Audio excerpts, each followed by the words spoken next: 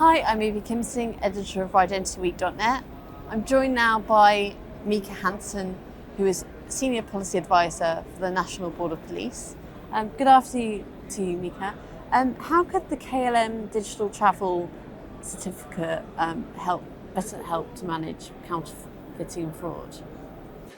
Well, first I want to say that this KLM pilot, it is part of EU funding, so that it is meant to help EU legislation for the digital travel document. And also in Finland we have the same kind of pilot going on. So we are focusing on border checks, and we are almost ready to run, and we are aiming to start to go live for citizens on mid of August, and we are eagerly waiting results of this pilot and want to help EU legislation process on that. And so both these pilots, the main thing is travel facilitation in many ways. First of all, it helps border checks, and we can use trusted biometric in these processes. And the good thing is that we can also use the same trusted biometric in other places, at the airports, for example, package drop and security checks and so on. So that's the main thing, but it also helps against counterfeiting. The very good thing in this is that we get the information of the people before travel.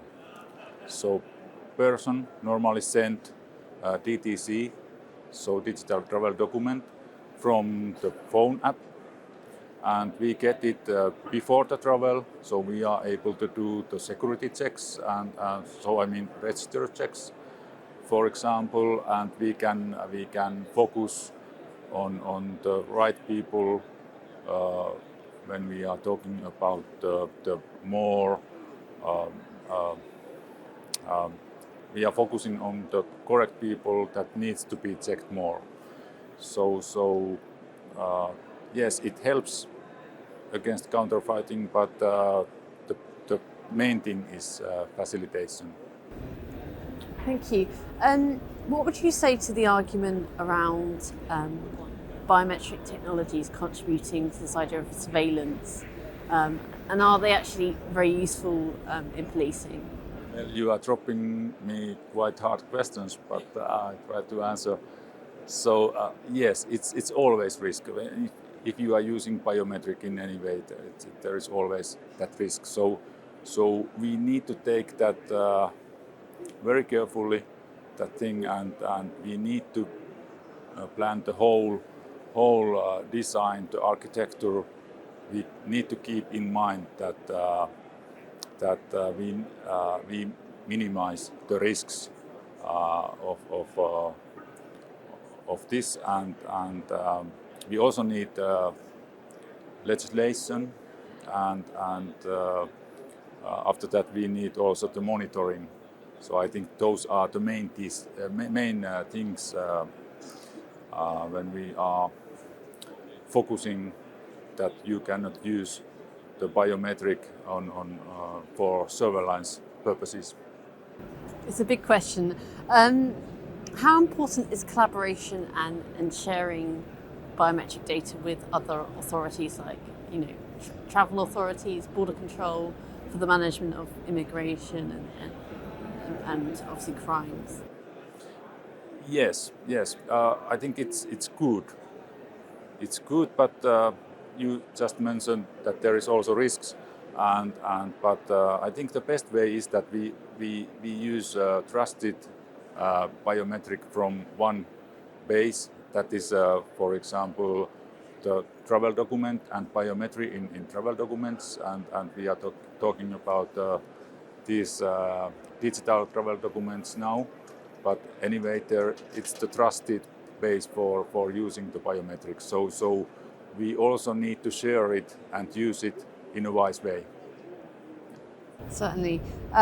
It brings me to my last question, which is quite similar. How do we balance those benefits for policing practices with obviously gaining consent or maintaining citizens' privacy with the data? Yeah, that's the hard thing. Well, one good thing is that when we design it carefully, we can do it so that the people has control on their own. People, for example, use the application and the travel document and biometric information is in this application, and user decides when and where he or she sent that information. And after that, there is need to have a proper control that we use that biometric only when we really need that. And after that, we need to delete that information. Thank you very much for speaking with me today. I hope you enjoy the rest of Identity Week. Thank you. Thank you.